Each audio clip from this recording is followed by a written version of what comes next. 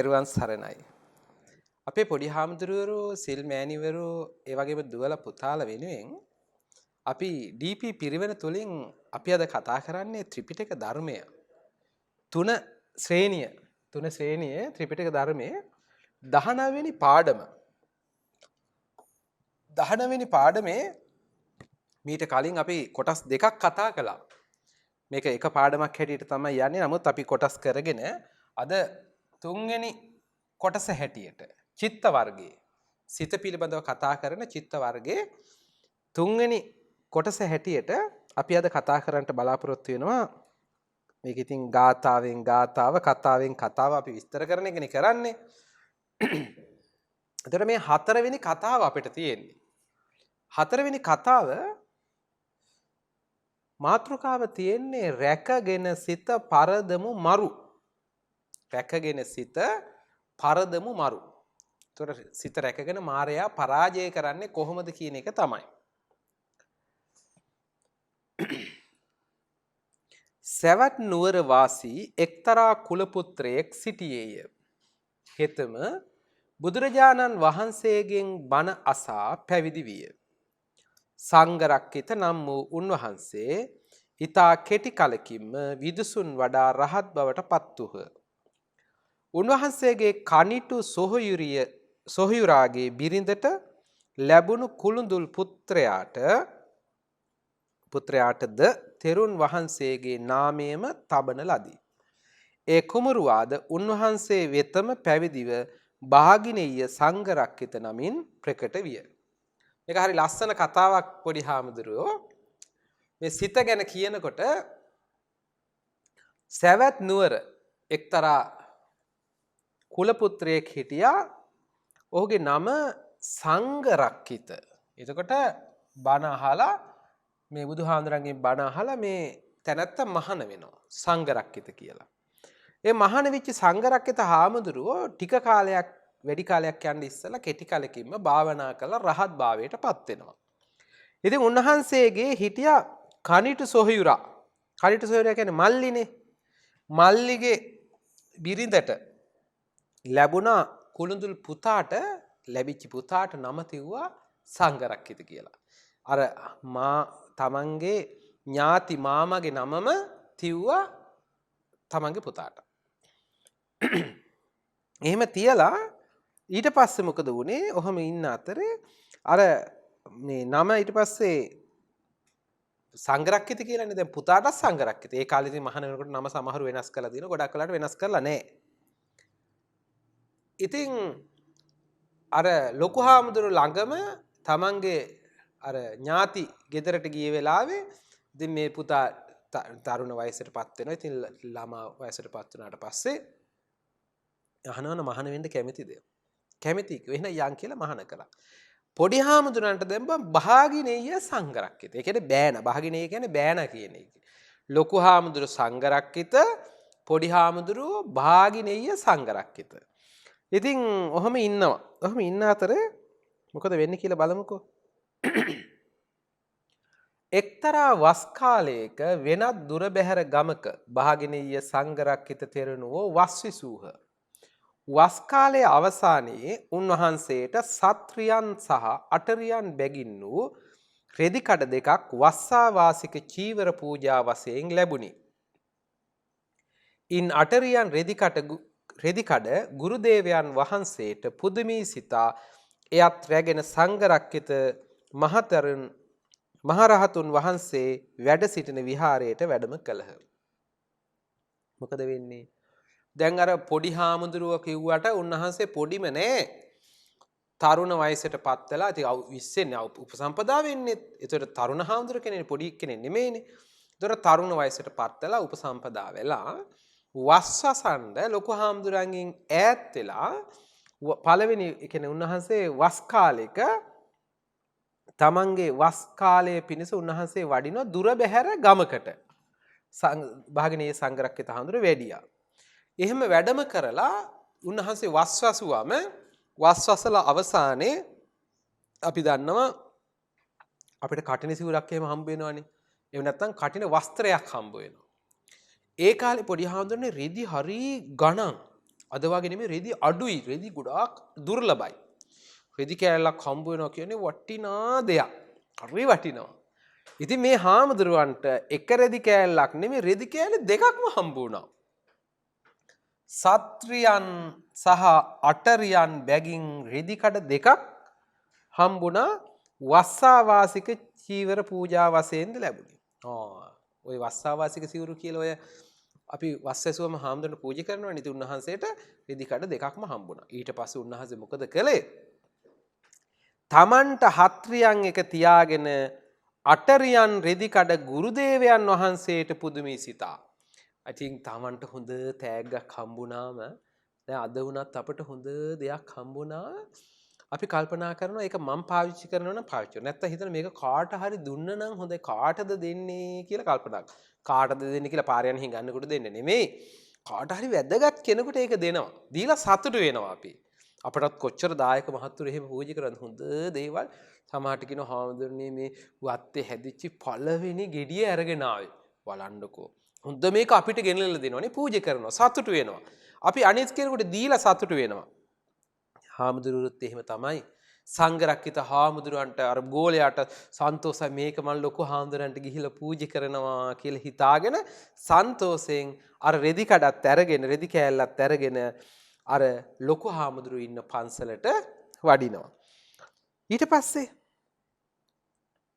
ගුරුදේවයන් වහන්සේ වැඳ අප උපස්ථාන කොට එම රෙදි කඩ උන්වහන්සේ පාමුල තබා ස්වාමීනි මෙයින් චීවරයක් සකසා පරිභෝග කරනු මැනවයි කියා රෙදි කඩ පිළිගන්වා විජිනිපතගෙන ගුරුදේවයන් වහන්සේට පවන් සලන්නට විය. තෙරණුවෝ සංඝරක්කිත මාගේ තුන් සිවුරු සම්පූර්ණයි. මෙය ඔබ පරිභෝග කරන්නයි කීය. භාගිනේය හිමියන් ස්වාමීනි මෙය ඔබ පිළිගෙන පරිභෝග කළහොත් මට මහත්ඵල මහානිසංස වේයයි තෙවරක්ම ඉල්ලා සිටියත් මහතෙරුන් වහන්සේ ඒ ප්‍රතික්ෂේප කළහ. හරි වැඩේ තමයි වෙන්නේ.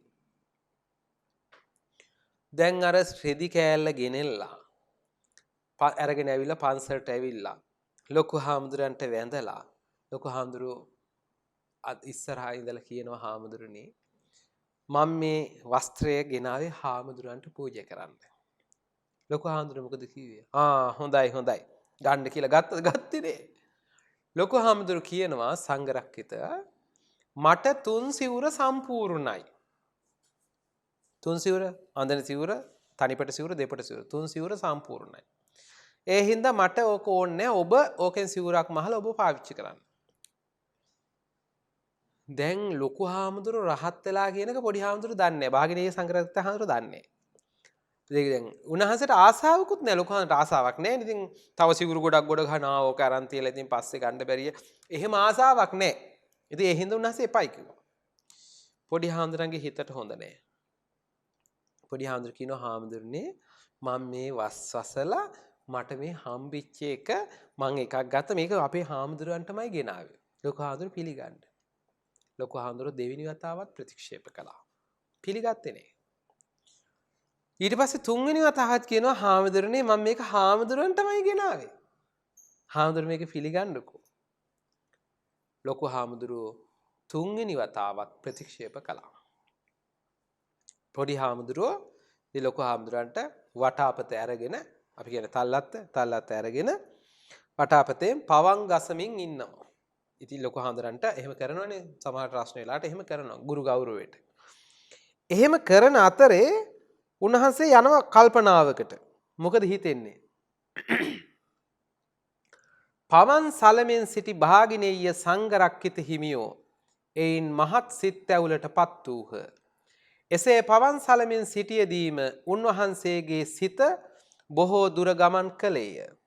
ගිහිව සිටියේදී බෑනා වූද දැන් සද්දි විහාරික වූද මාගේ పూర్ව උපාධ්‍යායන් වහන්සේ නොපිළිගන්නේ නම් උන්වහන්සේ වෙත තවදුරටත් මහානදම් පිරීමෙන් පළක් නැත.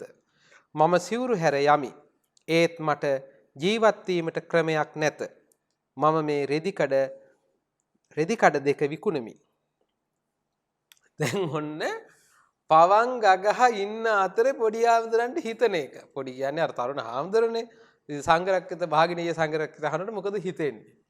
උන්වහන්සේ කල්පනා කරනවා දැන් මිනිහ දුක හිතිලා අනේ ලොකු හාමුදුරන්ට දුන්න ලොකු හාමුදුර ගන්නෙත් නෑ මාත් එක්ක තරහ වෙලාද මන් දන්නේ මාව එක්කන් ඇවිල්ලා මහාන කරලා මෙච්චර කරලා මම තෑග්ගක් ගන්නලා දුන්නා මේක ගන්නේ නේ ලොකු හාමුදුරන්ට දුකයි පොඩි හාමුදුරන්ට දුකයි ලොකු හාමුදුර මේ කරපු වැඩේට ලොකු හාමුදුර රහතන් වහන්සේ උන්වහන්සේට ගානක්වත් නෑ උන්වහන්සේ දන්නේ ඒ අතර හිතන බොහෝ දුර ගමන් කෙලේ මේ පොඩි හාමුදුර කල්පනා කරනවා ගිහිව සිටියේදී බෑනා වූද ගිහිව ඉන්නකොට බෑනා නෑ කමට බෑනා වූද දැන් සද්දි විහාරික වූද දැන් සද්දි විහාරික වෙලා උපාධ්‍යායන් වහන්සේ මගේ ලොකු හාමුදුරුවෝ අනේ උන්වහන්සේ මම දෙන මේ සිවුර ගන්න නැත්තම් මං ඉඳලා වැඩක් නෑ මොකටද ඉන්නේ මං කරන්න ඕනේ මං සිවුරු හැරලා යනවා මං සිවුරු හැර යමි ඔන්න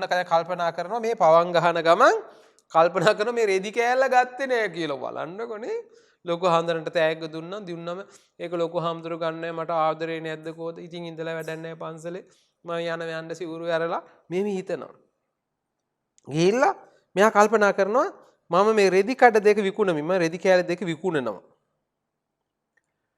මේ මිලෙන් එළු දෙනක් මිලදී ගන්නෙමි එළු දෙන්නු ඉක්මනින් පැටව බිහි කරති ඒ පැටව නිකුණා මම මුදල් උපයා ගනිමි එසේ මුදල් රැස් කර බිරිඳත් කැන්දාගෙන එන්නෙමි ඇය එක් පුතෙකු බිහි කරන්නීය මම ඔහුට මාමාගේම නම තබා කුඩා රථයක් සාදවාගෙන පුතා සහ බිරිඳෙහි නංවාගෙන මාමා වූ මහතෙරුන් වහන්සේ බලන්නට එන්නෙමි එසේ එන අතරමඟදී මම රථය පදවන ගමන්ම ඇගෙන් මොහොතකට දරුවා වඩා ගන්නට ඉල්ලන්නෙමි දැන් මෙන්න හිතන ඒවා මොකද්ද හිතෙන්නේ දැන් එන ගමන් කල්පනා කරනවා දැන් සිවුරු ඇරලා යනවා ගිහිල්ලා සිවුරු ඇරලා ගිහිල්ලා දැන් මම මේ රෙදි කෑලි දෙක විකුණනවා විකුණලා හුඟ සල්ලියක් ගන්න පුළුවන් ඒ කාලේ සල්ලි ගොඩක් හම්බුන රෙදි ගණන්නේ මං කිව්වේ ඊට පස්සේ එළු දෙනක් ගන්නවා එළු දෙන ඊට පැටව ගහනවා එළුව පැටව ගහනවා ඒ පැටවගෙන් ආපහු කිරි ලොකු කට්ටියෙන් කිරි ගන්නවා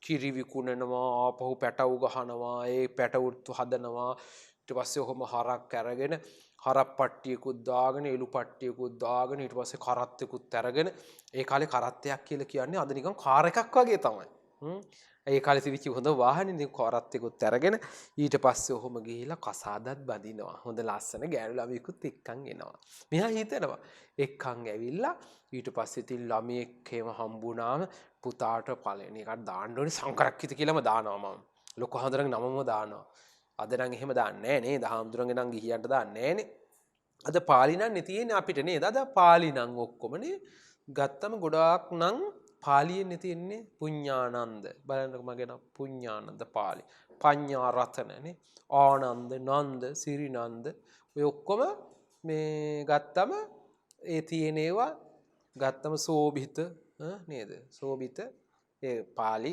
සංස්කෘත හුරුවට යන නම් තමයි ගොඩක් හරි අපේ නම් ගොඩක් හරි පාලි නම්ම තමයි හාමුදුරන්ට තියෙන්නේ එතකොට දැන් එදා එහෙම නෑ ලොකු හාමුදුරන්ට ගැන ගිහි නමම මහණුනම හාමුදුරන්ට තියෙන හාමුදුරන්ගේ නම් ගිහියන්ටත් තියෙනවා අදත් සමහර නම් තියෙනවනේ ඒ හාමුදුරන්ගේ නම් ගිහියන්ට තියෙන නම්නුත් තියෙනවා සමහර ඒවා පොඩි වෙනස්කම් තියෙනවා ඡන්ද රත්න කියනවනේ ඒ වගේ සමහර නම් තියෙනවා ඒ ආනන්ද කියන නමත් ගිහියන්ටත් තියෙනවා හාමුදුරන්ටත් තියෙනවා එහෙම නම් තියෙනවා සමහරලාට ඉතින් එතකොට එදා දැන් මෙයා කල්පනා කරනවා ලොකු හාමුදුරන්ගේ නම සංඝරක්කිත කියලා ඒකම දානවා මගේ පුතාට. දාලා ඔහොම ඉඳලා හැබැයි ඉතින් දරුවත් හම්බුනාම කරත්තේ නැගලා නෝනත් එක්ක ලොකු හාමුදුරු බලන්න එන්න ඕනි. එන්නකොට මම ඉතින් කොහොමද කරන්නේ?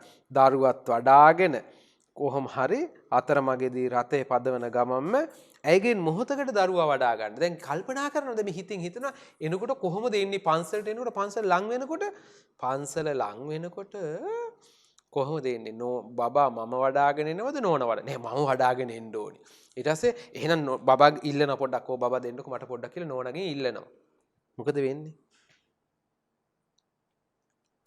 එවිට ඇය ඔබ දරුවා ගන්නේ කුමටද රතය පදවන්නේ කියා මා සමග අමනාප වී පොරබදිද්දී දරුවා බිමට වැටි රත රෝදයට හසු වෙයි.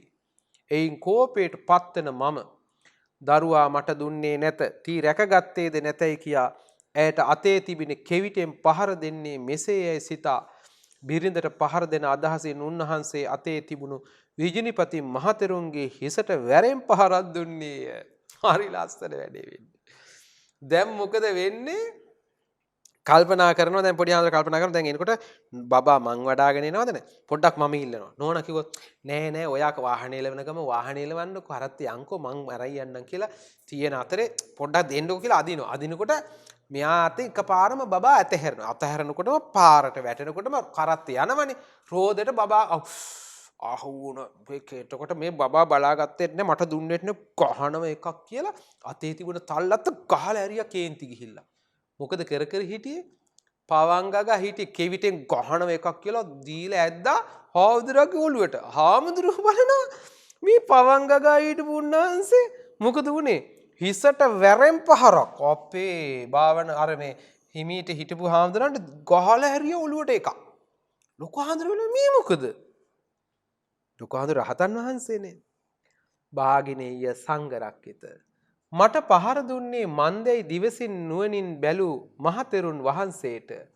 මුළු පුවතම පෙනින අනතුරුව උන්වහන්සේ ඔබ බිරිඳට දුන් පහර වැදුනේ මටය මේ මහලු මම කළ වරද කුමක්ද යැසූහ භාගිනේය හිමියන් අහෝ මම නැසුනේමි උපාධ්‍යයන් වහන්සේ මගේ සිත දැනගත්තේ යයි ලැජ්ජාවටත් බියටත් පත්ව විජිනිපත දමා පැනදුවන්නට විය ඊට පස්සේ ලොකු හාමුදුරු බැලුවා මේ පවංග ගහින්දල එකපාරම ඔළුවට ගහලා ඇරියේ මොකද කියලා.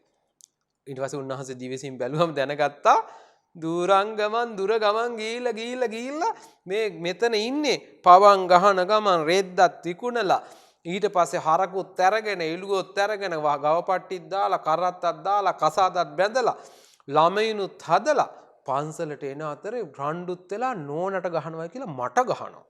ලොකු හාමුදුරුවෝ ඇහුවා සංඝරක්කිත නෝනට ගහන්න බැරි හින්දාද මට ගැහුවේ මං කරපු වැරද්ද මොකද්ද මේ මහලු මට මං කරපු වරද්ද මොකද්ද ඇහුවා මේක ඇහුවම ආ සංඝරක්කිත ආන්දරන්ට විලි ලැජ්ජා බෑ ලොකු ආන්දරෝ ඔක්කොම දැක්කනේ දැක්ක කියලා දැනගත්තම ආයෙ රෙදි විකුණ ඉන්න ගිහින පැනලා දිව්වා ගෙදර යන්න ලැජ්ජයිනේ චි අච්චර දුර ලොකු හාමුදුරුවෝ තිද්දීන් ලොකු හාමුදුරුවෝ ළඟට වෙලා කැත හිතවිලි හිතපු හැටිනේ ලැජ්ජයි දිව්වා ගෙදර යන්න.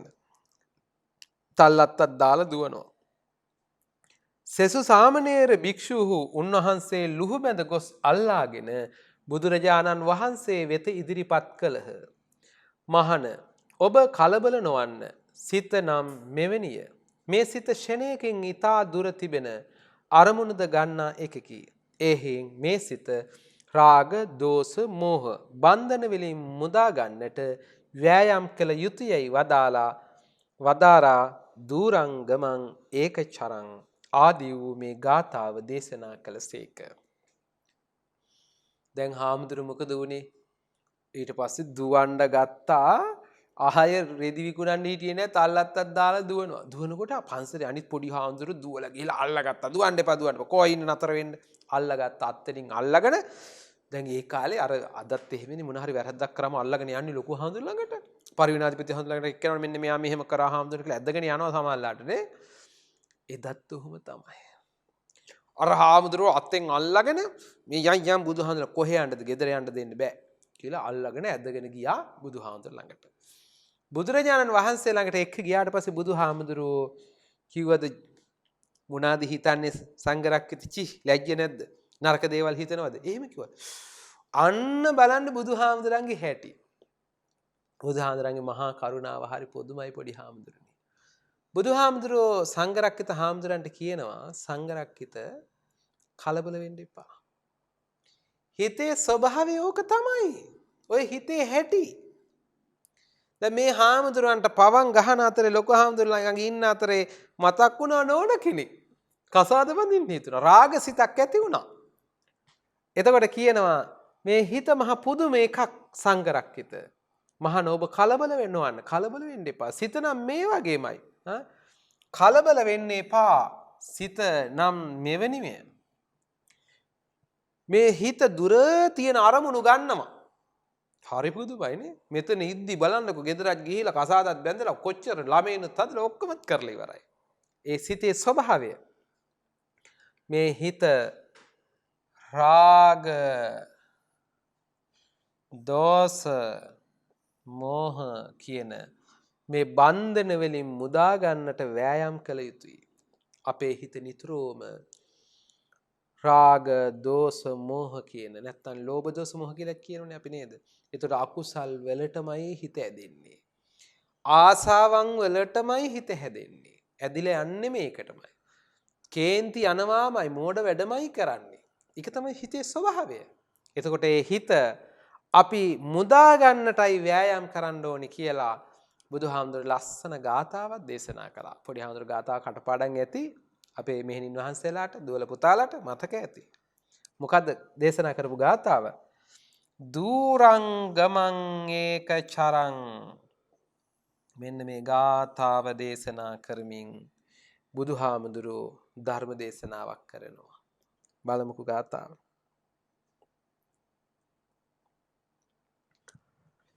දූරංගමං ඒක චරං අසරීරං ගුහාසයං යේ චිත්තං සංයමෙස්සන්තේ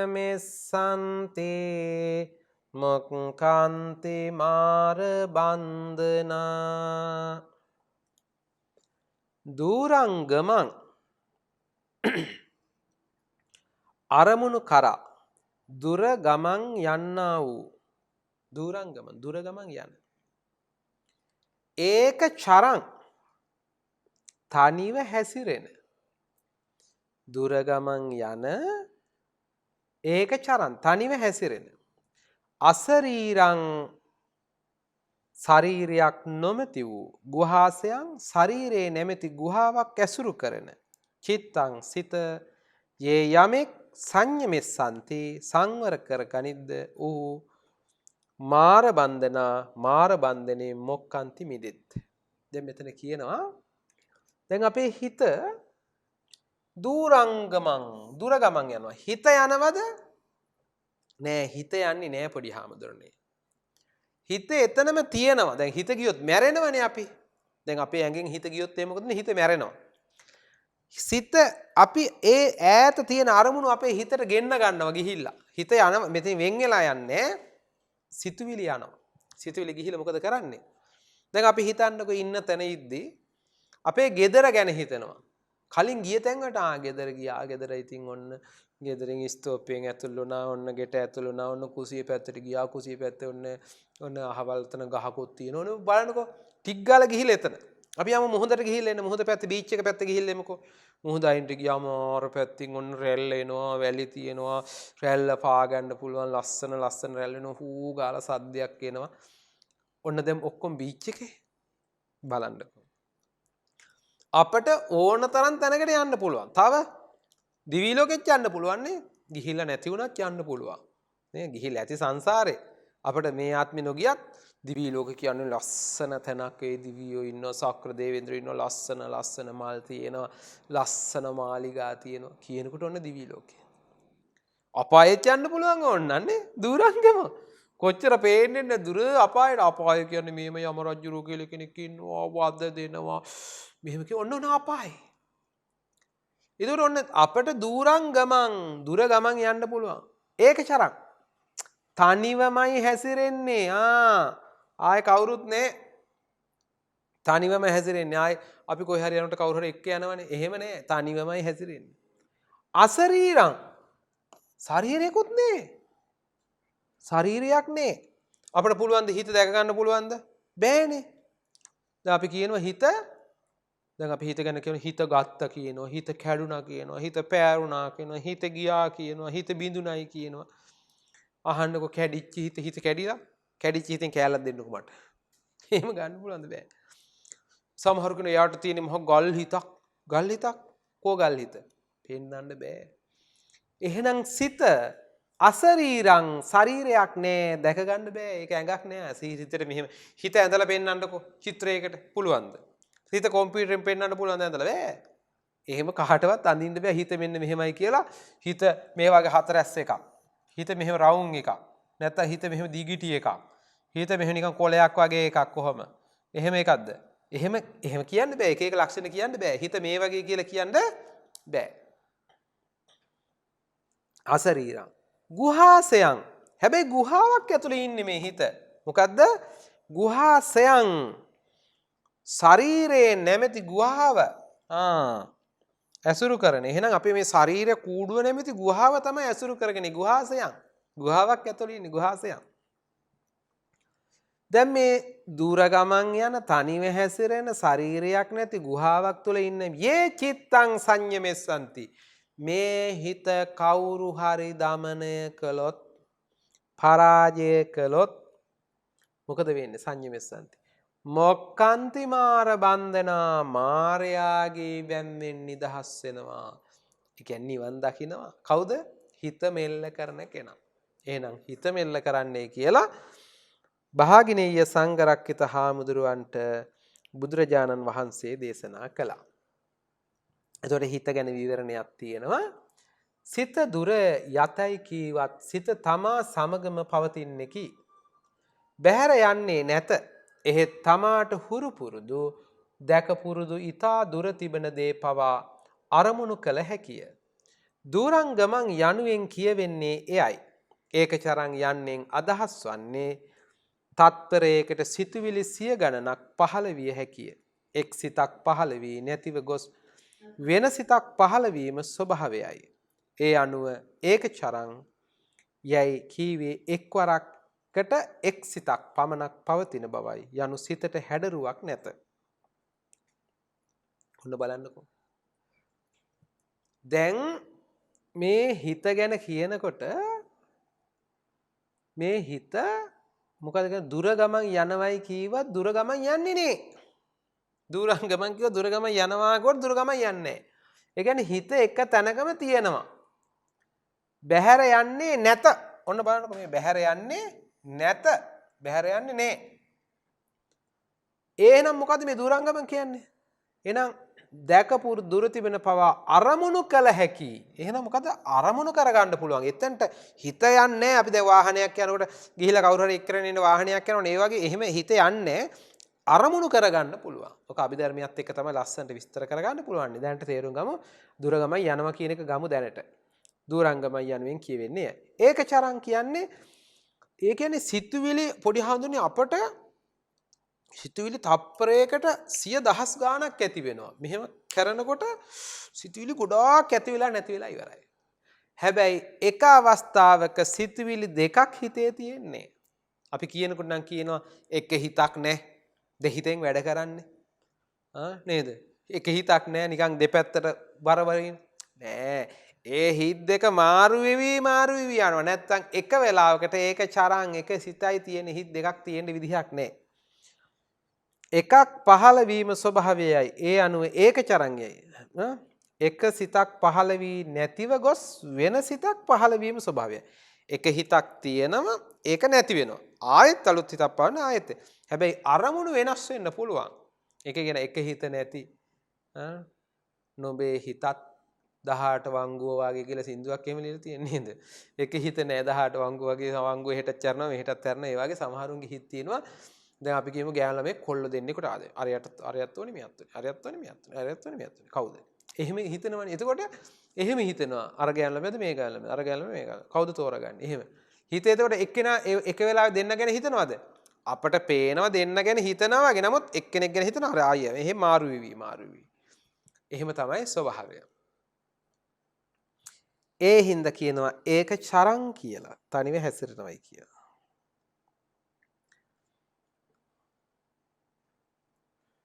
එතකොට සිතට හැඩයක් නැත. ඇත්තේ සියුම් ශක්තියක් පමණි. එතකොට හිතට හැඩයක් නැහැ. තියෙන්නේ සියුම් ශක්තියක් පමණයි. එය මේ සතර මහා භූතයන්ගෙන් සැදුණු ශරීර ගුහාවකි. ගුහාවේ හර්ධ වස්තුවේ ලේ ධාතු ඇසුරු කොට පවතින්නේය. යම්කිසි ස්ත්‍රී පුරුෂ කෙනෙක් ගිහි පැවිදි කෙනෙක් නූපන් කෙලෙස් උපදින්නට නොදී උපන් කෙලෙස් දුරු කරමින් සිත සංවර කරත් නම් ඒ කෙලස් බන්ධන වලින් මිදීම නිසා සසරේ ඇති කාම රූප අරූප යන සියලු භව බන්ධන වලින් මිදෙන්නේය. එතකොට කියනවා මේ සතර මහා භූතයන්ගෙන් සැදුණු ගුහාවේ මේ මොකද්ද මේ හිත තියෙන ගුහාසයන් ගුහාවක් ඇතුළේ මොකද්ද ගුහාව? ඇහි මේ අපේ ශාරීරියේ නැමැති ගුහාව.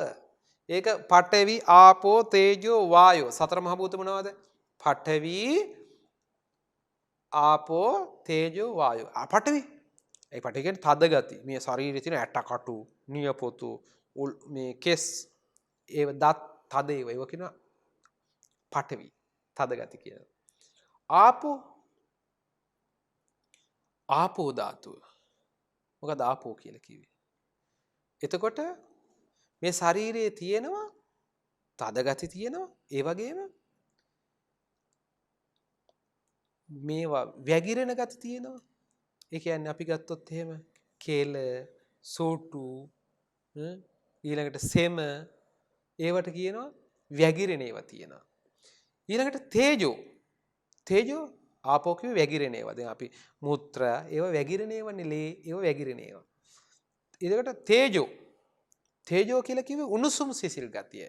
අපි ඇඟ රස්නේනේ. ඒක රස්නේ.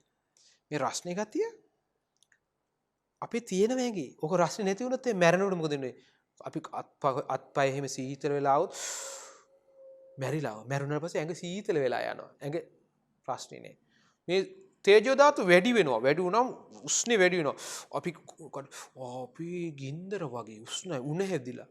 තේජෝ ධාතු වැඩි වුණාම එතකොට මේ තේජෝ කියන එක රස්නේත් සමානව තියෙන්න ඕනේ. එතකොට මේ තේජොත් තියෙනවා ඇඟේ. වායෝ කියුව වායුව. ඇඟ ඇතුලේ වායුව තියෙන මේ හුස්ම ගන්නවා වගේ වායුව තියෙනවා. දැන් අපිට අතක් උස්සන්න ඕනේ. උස්සන්න වෙනා මේ ඉස්සෙනවා. ඉස්සෙන්නේ අපිට යන්න හිතනවා. යනකොට යනවා. කොහොමද යවෙන්නේ? මේ වායෝ ධාතුව ක්‍රියාත්මක වෙලා. හරියට බැකෝ එකක් වගේ. අර දැකලා තියෙනවනේ අර බැකෝ අර මේ ඩෝසර් වල අර තියෙනවා මෙහෙම පස්සෙම උස්සන්නේම බලන්නකෝ.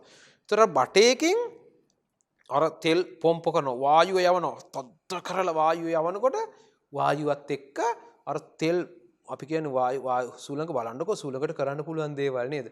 තද්ද වායු ධාරාවක් යවන. එතකොට අර තෙල් පොම්පෙන් පොම්ප දිගේ ගිහිල්ලා අර ගල් ලොකු ගල් උස්සනවනේ. පස් උස්සලා වේ දානවා. මොකද කරන්නේ? ආයි පහත් කරනකොට පොඩ්ඩක් වායුව අඩු කරනවා. වායුව පල්ලහැට එනවා බලන්නකො. අපෙත් ඒ වගේ තව ඔක පේන්නේ නහර දිගේ මේ නහර යනවා නහර දිගේ ලේ යනවා අත උස්සන්න කියනකොට මෙහෙන් දෙනවා සංඥාවක් වලින් අත උස්සන්න කියලා කිව්වම මෙහෙන් හදවතෙන් පොම්ප කරනවා ගිහලා ආයදාරක් ගිහලා මෙන්න උස්සනවා. ඕක අර ඉක්මනට අපි දන්නේ නැහැ මේ හිතනකොටම ටික් ටික් ටික් ගාලා තප්පර ගානෙන් වෙලා මේක කරනකොට වෙලත් ඉවරයි නේ. ඔය ඔක්කොම වෙනවා. හැබැයි ඉතින් වායෝ ධාතුව දුර්වල වෙනවා. වයසට යනකොට අර පොම්ප කරන්න බෑ. ඊට පස්සේ කියනවා අතක් උස්සන්න ගියම බත් කට කන්නත් බෑයි. වෙනවා නේද වයසට ගියා. අත උස්සන්න බෑ. වාඩි වුණාම නැගිට ගන්න බෑ. ඇයි? මේ පාන්නේ නැහැ. අර වායෝ ධාතුවත් අඩු වෙනවා. හැබැයි මේ ශරීරයේ පුරා මේ ලෝකෙම තියෙන පඨවි ආපෝ තේජෝ වායෝ කියන සතර මහා භූත මතක තියාගන්න. මේ හතරට කිව්වා සතර මහා භූත අභිධර්මෙත් උගන්වනවා. මේ සතර මහා භූත එතකොට මොකද වෙලා තියෙන්නේ? මේ සතර මහා භූතයන්ගෙන් සැදුණු ශරීර ගුහාව. මේ ගුහාව ඇතුලේ තමයි හිත තියෙන්නේ. මේක ඇතුලේ පේන්නේ නැති උනාට. හදවත ඇසුරු කරගෙන අපි කියන්නේ හાર્ට් එක. අපේ හાર્ට් එක තියෙනවනේ නේද? හાર્ට් එක ඔහොම නේද? කට්ටිය නම් ඉතින් ඔහොම අඳින්නේ නේ. ඔහොම බෝකොළ දෙකක් වගේ අඳින්න ඔහොම නේ. ඕකද හાર્ට් එක. ඔය ඒ ආදරයට ගහන එකනේ ඔහොම ආලි ඊතලයක් ගහන්නේ. ඒක නෙමෙයි. අපේ හදවත කුටීර හතරකින් ඔහොම තියෙන්නේ. කුටීර හතරකින් යුක්ත වෙලා තියෙන හදවත. එතකොට මේ හදවත මේක එතකොට හදවතේ අපි කියනවා මෙතන කියලා තියෙන මොකද? ශරීරයේ ගුහාවේ හර්ධ වස්තුවේ ලේ ධාතු ඇසුරු කොටගෙන. එතකොට හර්ධ වස්තුවේ ලේ ධාතු ඇසුරු කොටගෙන තමයි හිත පවතින්නේ. එතකොට මේ හිත කවුරු හරි මේ හිතේ කෙලස් යම් කිසි ස්ත්‍රී පුරුෂයෙක් මේකට ගෑනු පිරිමි ભેදයක් නැහැ. ඒකත් විශේෂත්වයක් පොඩි හාඳුන්නේ. දැන් බලන්නකො ගෑනු හිත පිරිමි හිත කියලා අපි කියන නිකන් ගෑනුන්ගේ හිත කියලා කිව්වට එහෙම එකක් නැහැ. ගෑනු ඊර්ෂ්‍යාව, ගෑනු තරහ, පිරිමි තරහ එහෙම එකක් නැහැ. තරහ නම් තරහ. ආදරේ නම් ආදරේ, කරුණාව නම් කරුණාව, මෛත්‍රිය නම් මෛත්‍රිය. කාටත් සිතුවිලි එකයි. ඇඟේ වෙනස්කම් තියෙන්න පුළුවන්. හිත එහෙම නැහැ. ඔක්කොම හිත එකයි. ඒතර සිත කාන්තා පිරිමි කියලා බෙදෙන්නේ නැහැ. එතකොට මේ කෙලස් දුරු කරමින් සිත සංවර කරත් නම් මොකද බන්ධන වලින් නිදහස්ලා සංසාරයේ ඇති කාම රූප අරූප යන සියලු භව බන්ධන වලින් මිදෙන්නේ. මේ ලෝකේ තියෙනවා තුන් ලෝකේ. මොකද තුන් ලෝකේ? කාම ලෝක, රූප ලෝක, අරූප ලෝක. කාම රූප අරූප. මේ තුන් ලෝක කියන්නේත් ඕක තමයි. සමහර තුන් ලෝක කිව්වම සමහරු කියනවා අපාය දිවි ලෝක මනුස්ස ලෝක. වැරදි ඒක. මොකද තුන් ලෝක කියන්නේ කාම ලෝකේ, රූප ලෝකේ, අරූප ලෝකේ. කාම ලෝකේ තමයි දිවි ලෝක, කාම ලෝක 11ක් තියෙනවානේ. කාම ලෝක 11ක් තියෙන පොඩි හාමුදුරනේ.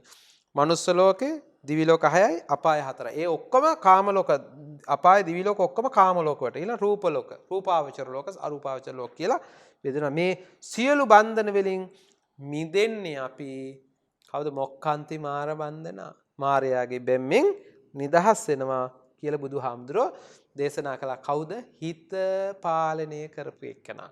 දුරංගමං ඒකචරං ගාතාව දේශනා කරලා එදා සංඝරක්කිත හාමුදුරන්ගේ හිත හැදුවා. ඉතින් ඊළඟ තව කතාවක් අපිට තියෙනව නේද? පස්වෙනි කතාව. චිත්ත වර්ගයේ පස්වෙනි කතාව. තුන්වෙනි වර්ගයේ චිත්ත වර්ගයේ එක පස්වෙනි කතාව. කෙලස් නැසූ කල බියක් නොවේ තව. මාත්‍රිකාව තියෙන අනුමාත්‍රිකාවක් ඇති පොතේ කෙලස් නැසූ කල බියක් නොවේ තව. එහෙනම් කෙලස් නැති කරා නම් බයක් නැහැ. බුදුරජාණන් වහන්සේ සවැත් නුවර වැඩ වාසය කරන සමයේ එනුවර වාසී එක් කුල පුත්‍රයෙක් ගාලෙන් පැන ගිය ගොනකු සොයා වනයට පිවිසියේය.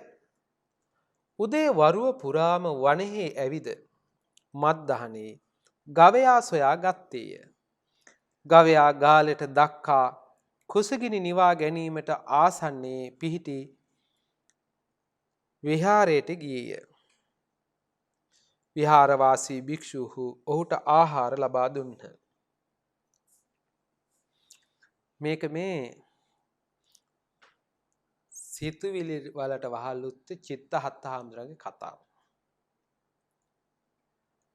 බුදුහාමුදුරුවෝ සවැත් නුවර බුදුහාමුදුරේ කාලේ වැඩ හිටියේ ඔය ගොඩක් අවස්ථාවල වගේම සවැත් නුවර තමයි. ඒ නුවර ඉන්න කාලේ එක කුල පුත්‍රයෙක් හිටියා. ඒ නුවර සවැත් නුවර. මේ මිනිස්සයා හරක් හදාගෙන ජීවත් වෙන කෙනෙක්. ඉතින් ඔය හරක් කොටු කරලා ගාලනේ අර හරක් මෙහෙම වැට ගහලා ඔහමනේ. ඔහම කරලා කොටු කරලා ඔක ඇතුලේ තමයි ඔහම කොටු කරලා ඔක ඇතුලේ තමයි හරක් ටික තියාගෙන ඉන්නේ ඔහමනේ. කොටු කරලා ඔහම තියාගෙන ඉන්නවා ඔහමනේ. ඔක දොරක් දාලා තියාගෙන ඉන්න එක තැනකින්. මේ කොටු කරලා තිබුණාට හිටපු ගමන් හරක් ඔය ගාලෙන් පැනලා යනවා. හරක් ගාලෙන් පැනලා ගිහිල්ලා සමහරට උසින් හොයාගෙන ඉන්න ඕන. එක දවසක් බැලුවම ඒ ගාලෙන් පැන ගිය ගොනෙක් පැනලා ගිහිල්ලා හොයාගෙන හොයා ගිහිල්ලා දවල් වෙනක උදේ ගිහිල්ලා දවල් වෙනකොට හරිය අමාරුයි. උදේටම මහන්සි. උදේ වරුව පුරාම අවුව වැටෙනකන් හොයලා ගවයා ගාලට දක්කා කුසගිනි නිවා ගැනීමට ආසන්නේ. කොහොම හරි අරකක් දක්කලා ඉතින් ඔය එන අතරේ ඉතින් කොහොම හරි ළඟ පන්සලක් තිබුණා. නිකන් පන්සලට ගොඩ වුණා. හරි මහන්සියෙන්. මේ පන්සලට ගොඩ වුණාම පන්සලේ හාමුදුරුවරු දානි වළඳලා ඉතුරු වෙච්ච දානි තිබුණා. සමහර පන්සල්වල තියෙනවනේ කෑම. ඊට පස්සේ අර මිනිස්යාගේ හැම කාලාද ඉන්නේ. තාම නැහැ හාමුදුරනේ කෑවේ නෑ. එන්න මහත්තයෝ කෑම ටිකක් කමු කියලා දුන්නේ නැද්ද දානි ටිකක්? ටිකක් නෙමෙයි බඩ පිරෙන්න දුන්නා. හොප්පේ දානි කෑවම මොකද වෙන්නේ? එම ආහාර වළඳා ඔහු කල්පනා කරන්නේ වළඳලා කියන්නේ කාලා කියන එක නේ. ගිහියෝනේ වළඳන්නේ නෑනේ. හාමුදුරනේ වළඳන්නේ. නමුත් ඉතින් මෙතන වළඳා කියලා කියන්නේ ගිහිය එක්කනම තමයි. කල්පනා කරන්නේ අප දිවා රෑ දෙකෙහි කොපමණ වෙහෙසි හරිහම්බ කළක්. මෙවැනි ප්‍රණීත ආහාරයක් නම් අපට නොලැබේ. භික්ෂූහු නිතර මෙබඳු ප්‍රණීත ආහාර ලබන්නාහ. මෙහි ගී බවින් පලක් නැත. මාද පැවිදි වෙමි සිතා භික්ෂූන් වහන්සේලාද ඔහු පැවිදි උපසම්පදා කළෝය.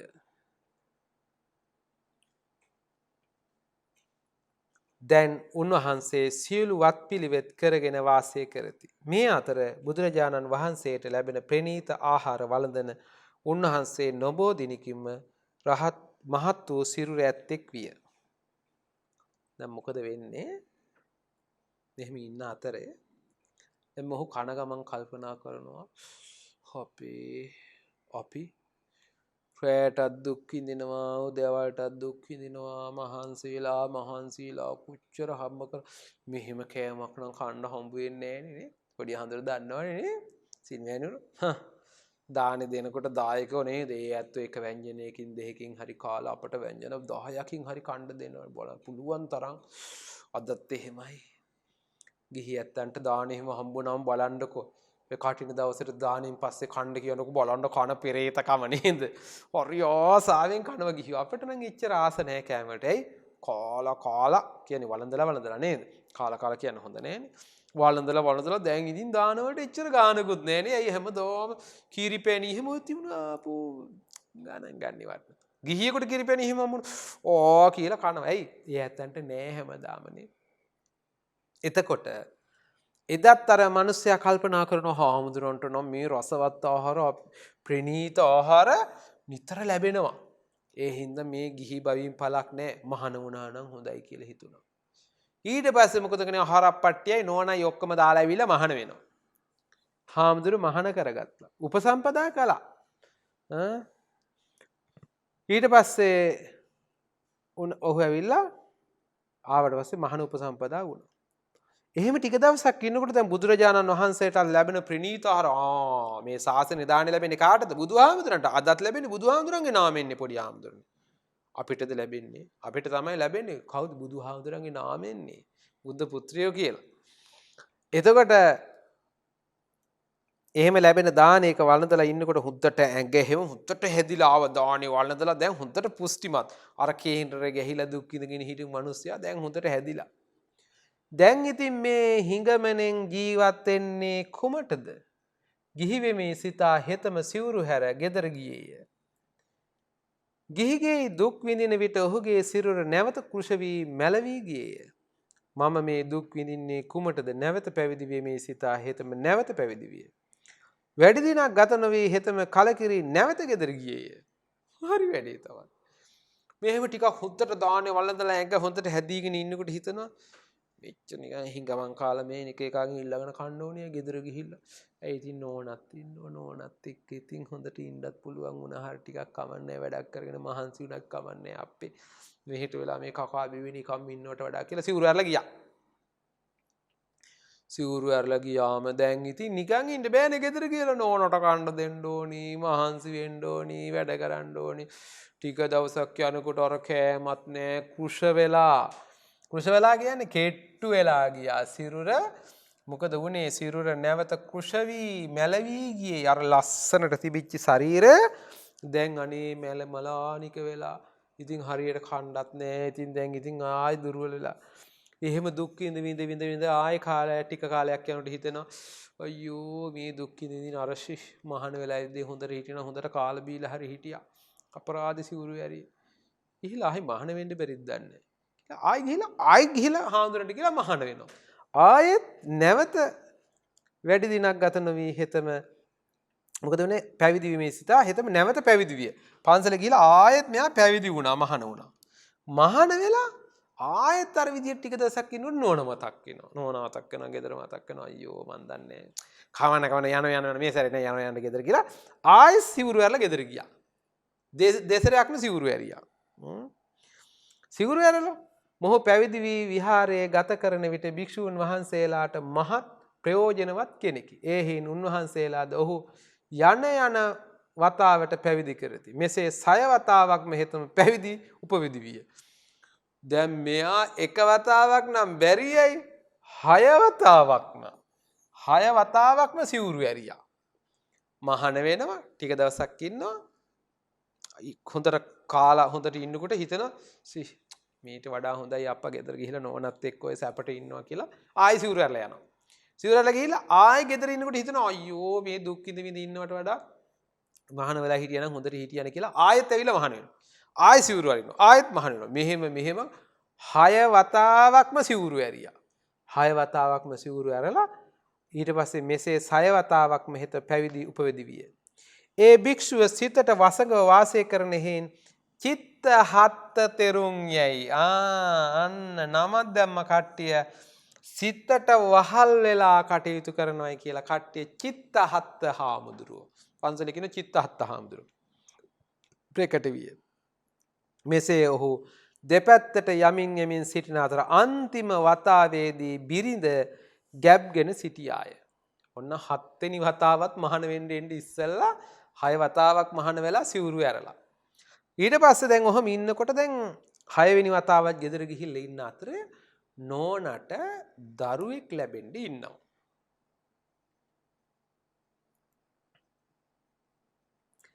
දිනක් ඔහු ගොවිතැන් කොට අවුත් කාමරයට පිවිසියාය. එවිට ඒ නිදාගෙන සිටි බිරිඳගේ ඇඳිවත ඉවත් වී ගොරවමින් කුණු කෙල වගුරුවමින් සිටියේය. ඔහුට ඇය පෙනුනේ සොහොනෙහිලා ඉදිමී ගිය මල සිරුරක් ලෙසය. අනිත්‍ය නම් මේ නොවේද? දුක නම් මේ නොවේද?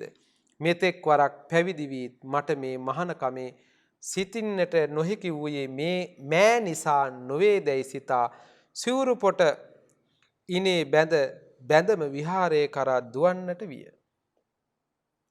මොකද වුනේ? දැන් නෝනට බබෙක් හම්බ වෙන්න හිටියේ. බබෙක් හම්බ වෙන්න ඉන්න වෙලාවේ මෙයා ගියා ගොවිතැන් කරන්න හේනට ගියා. කුඹරට කොහේ හරි ගිහිල්ලා ගොවිතැන් කොට මෙයා එනවා ගෙදර.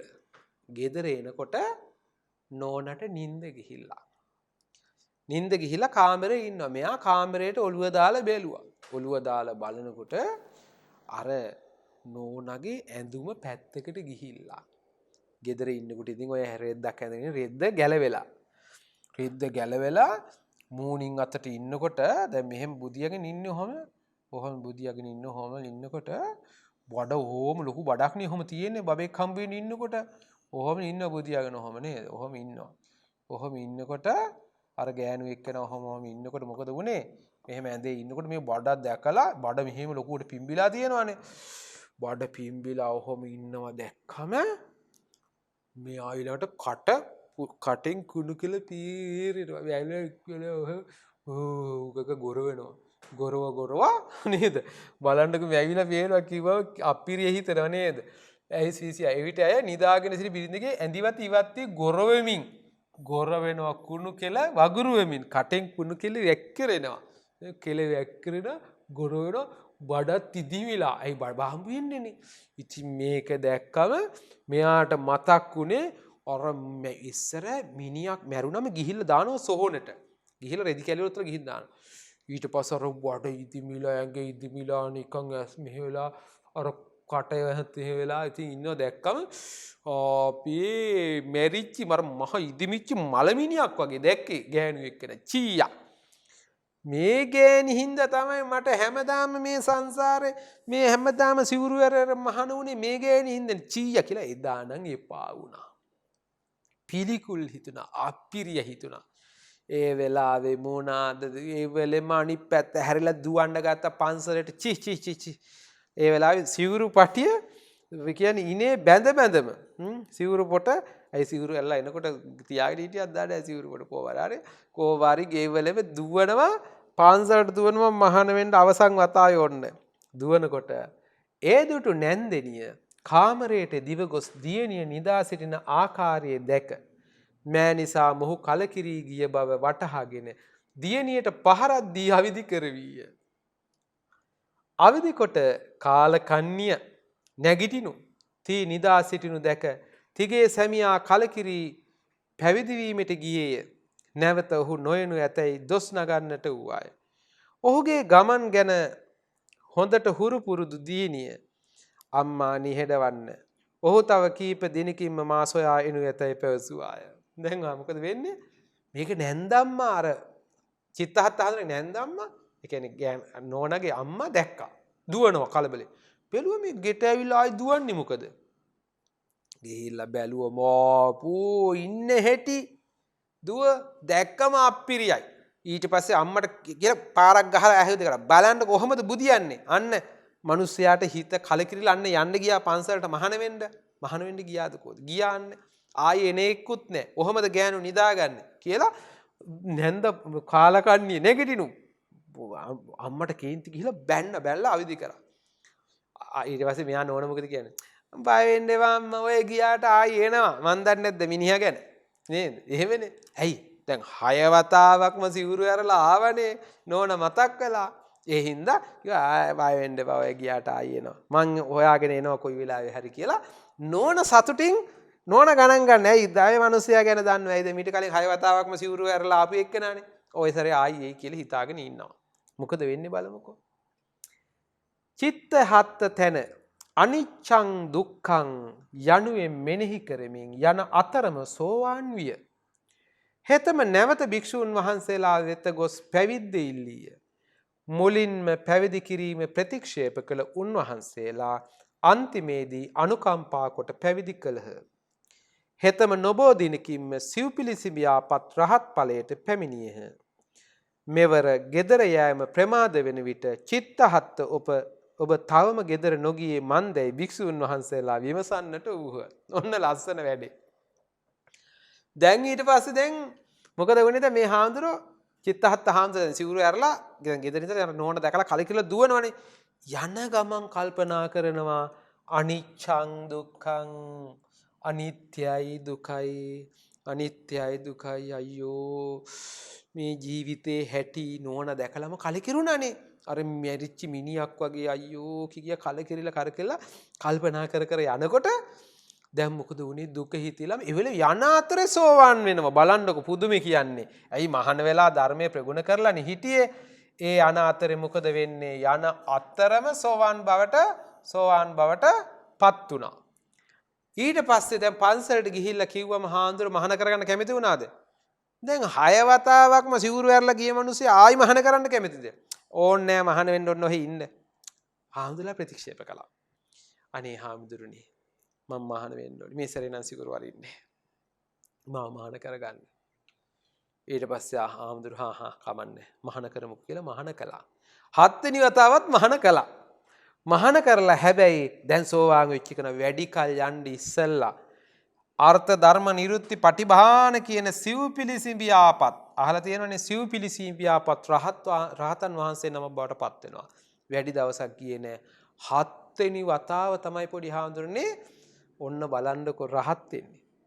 දැන් සමහරට මේ ප්‍රශ්නේ පොඩි හාමුදුරන්ටත් බලපාන්න පුළුවන්. මේ චිත්තහත්ත හාමුදුරන්ගේ පරම්පරාවේ ඇත්තෝ අදත් ඉන්නවා නේ.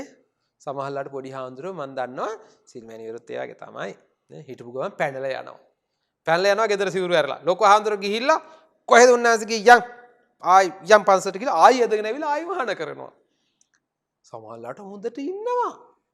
සමහරලාට ආයෙත් පැනලා යන වෙලාවල් තියෙනවා. ඉතින් ආයෙත් දෙසරෙත් ගේනවා. ඉතින් තුන් සැරේ ගියොත් නම් අපි ඉතින් 7 වතාවක් ගෙනලා මහාන කරන්නේ අද. හැබැයි දෙසරයත් සමහරට ගෙනලා මහාන කරන අවස්ථා තියෙනවා කලාතුරකින්. හොඳයි නම් ඉතින් ලොකු හාමුදුරුවෝ ගෝලයා හොඳට හිටියා, ඉගෙන ගත්ත හොඳට හිටියා.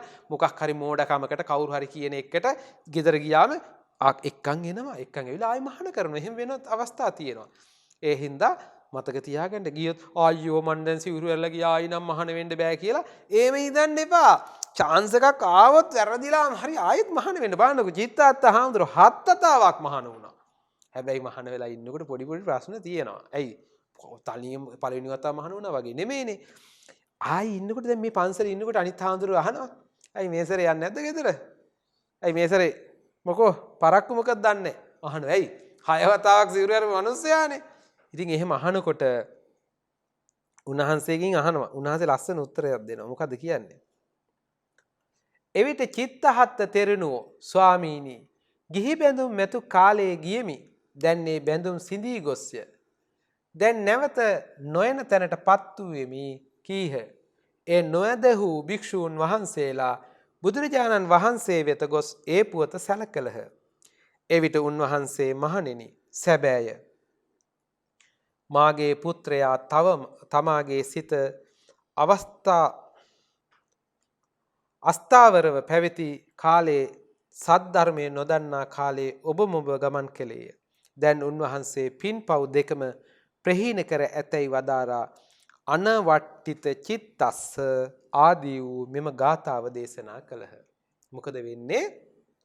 බුදුරජාණන් වහන්සේ දැන් අර ඒ කාලේ අර හාමුදුරු විහිළු කරාන් පස්සේ කියනවා හාමුදුරුනි මං ඉස්සර ගෙදර බැමි වලට ඇලිලා හිටපු කාලේ මං සිවුරු ඇරලා ගියා. දැන් ඉතින් බැඳීම් නැහැ. මගේ ළඟ දැන් බැඳීම් නැහැ. බැඳීම් ඇති කාලේ ගියා. දැන් ඒ බැඳුම් සිඳී ගොස්සේ. දැන් බැඳීම් සිඳීන් ගිහිල්ලා කියලා කියනවා. ඒ කියන්නේ රහත් වෙලා කියන එක මේ කිව්වේ. අනිත් හාමුදුරන්ට විශ්වාස නැහැ නේ මේ හාමුදුරන් නිකන් බොරුවට රහත් බව අඟ වෙනවා. නිකන් හත් වතාවක් සිවුරු ඇරලා මේ හය වතාවක් සිවුරු ඇරලා නිකන් මේ හත් වෙනි වතාව අහන ඇරලා දැන් මේ කියනවා නිකන් මේ අඟ වෙනවා. ඊට පස්සේ බුදුහාමුදුරන්ට ගිහිල්ලා කියන බුදුහාමුදුරනේ චිත්තහත් හාමුදුරුවෝ නිකන් රහත් වෙලා වගේ කතා කියනවා. කියලා මතක් කළා. ඒ නොයදහු භික්ෂුහු ඒ කියන්නේ විශ්වාස කරන්නේ නැති හාමුදුරුවෝ කිව්වා මේ හාමුදුර රහත් වෙලා ගියා. ඊට පස්සේ බුදුරජාණන් වහන්සේ මොකද කිව්වේ? මාගේ පුත්‍රයා මාගේ පුතා බුදුහාමුදුර මගේ පුතා කියලා කාටවත් කිව්වේ නැහැ. රාහුල කුමාරයාටද කිව්වේ. එයාත් පුතා තමයි. එයාට නෙමෙයි බුද්ධ පුත්‍රයෝ අපිත් බුද්ධ පුත්‍රයෝ තමයි. හැබැයි බුදුහාමුදුර මගේ පුතා කියලා කතා කරේ රහතන් වහන්සේලාට. නිකන් හාමුදුරන්ට නෙමෙයි. මාගේ පුතා තමාගේ සිත අස්ථාවරව පැවති සමයේ. එහෙනම් අස්ථාවර එක කාලෙක ඉතින් දැඟලුවා තමයි. දැන් එහෙම නෑ. දැන් උන්වහන්සේ පින්පව් දෙකම ප්‍රහීන කර ඇති. අපි කියන පුඤ්ඤ පාප පහීනස්ස. රහත් භාවයට නමක් කියන පුඤ්ඤ පාප පහීනස්ස. පින්පව් දෙකම ප්‍රහීන කරලා. එහෙනම් අනවට්ටිත චිත්තස්ස කියන ගාථාව දේශනා කරලා ධර්ම දේශනාවක් කළා. බලමුකෝ ගාථාව මොකක්ද කියලා. අනවට්ටිත චිත්තස්ස සද්දම්මං අවිජානතෝ පරිප්ලව පසාදස්ස පඤ්ඤාන පරිපූරති. අනවට්ටිත චිත්තස්ස එක තැනක නොපිහිටි සිත් ඇති. සද්ධම්මං සත්‍තිස් බෝධිපාශික ධර්මය අවිජානතෝ නොදන්නා වූ පරිප්ලව පසාදස්ස ඉපිලෙන සැදැහැ ඇත්තහුගේ පඤ්ඤා න පරිපූර්ති ප්‍රඥාව නොපිරේ. දැන් මෙන්න මේ ගාථාවෙන් කියනවා අනවට්ටිත චිත්තස්ස. එක තැන නොපිහිටි එක තැනක නොපිහිටිය එක තැන්වල ඇවිදින සිත නේ. හිත සංසුන් නැති සිත. ඒක මොකද වෙන්නේ? එක තැනක නොපිහිටි සිත සද්දම්මං සද්ධර්මය අවිජානත නොදන්න සද්ධර්මය නොදන්න. සද්ධර්මය කියලා කියන්නේ සත්‍තිස් බෝධිපාශික ධර්ම. ඒ නිවනට යන පාර නොදන්නා වූ හිත මොකද වෙන්නේ? පරිප්ලව පසාදස්ස ඉපිලෙන සදහැත්තුන්ගේ ප්‍රඥාව පිරෙන්නේ නැහැ කියලා බුදුහාමුදුරු මේ ගාථාව දේශනා කළා. ඉවරෙනෙත් බලමුකෝ. මේ සිත කිසි තැනක බැඳී තිබීමක් හෝ ස්ථීර බවක් නැත.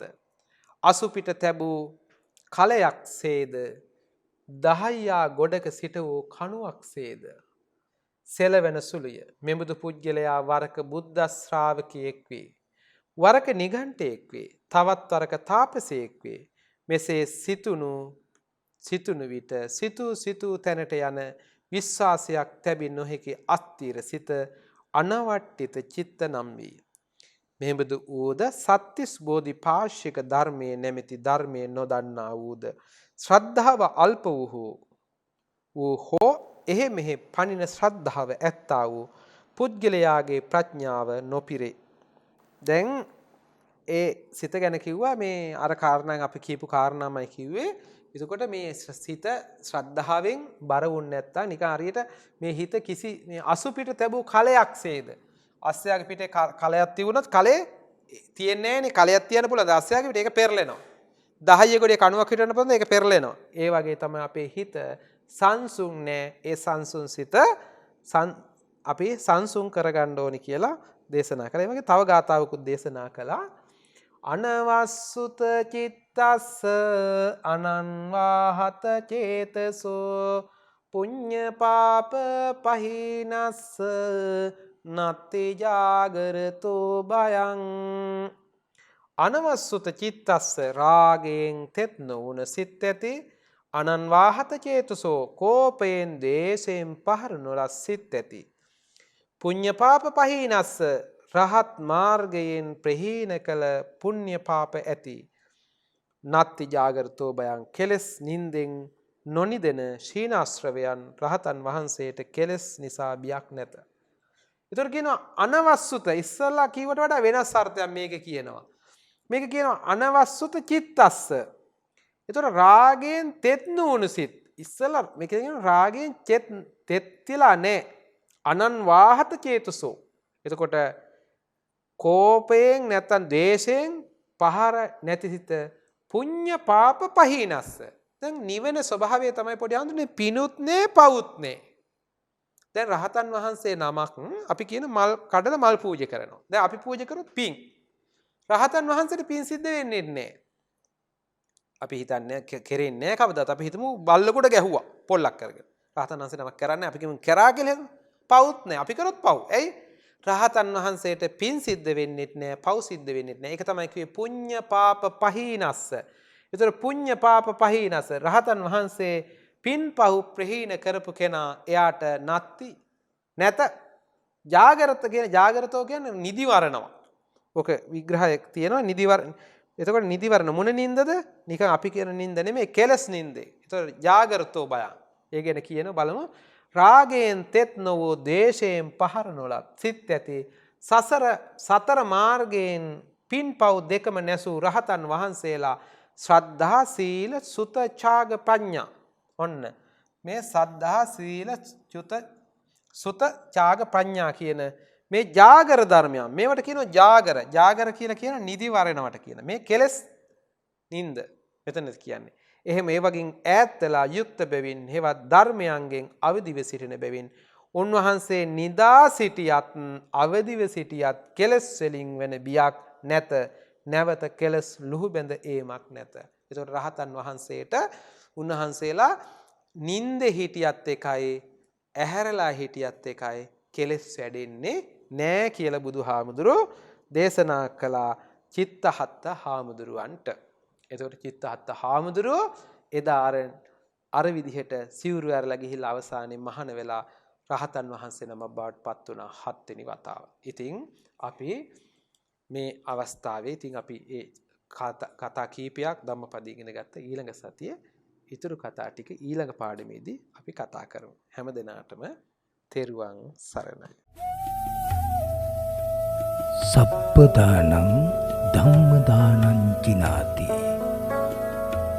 සියලු දානයන්ට වඩා ධර්ම දානය උතුම් වන්නේය යන උතුම් බුදු වදන පසක් කරමින් පිරිවෙන් අධ්‍යාපනය ලබන සුවහසක් පොඩි හාමුදුරුවන් වහන්සේලාගේ මෙහෙණින් වහන්සේලාගේ සහ දුවා දරුවන්ගේ දහම් ඇස විවර කරමින් සම්බුද්ධ ශාසනයේ චිරස්ථිතිය උදෙසා ධම්මික පෙරේරා ෆ්‍රෙසිලා පෙරේරා පදනම මගින් සිදු කෙරෙන මහඟු සමාජ සත්කාරයයි ටීපී පිරිවෙන් අධ්‍යාපනය.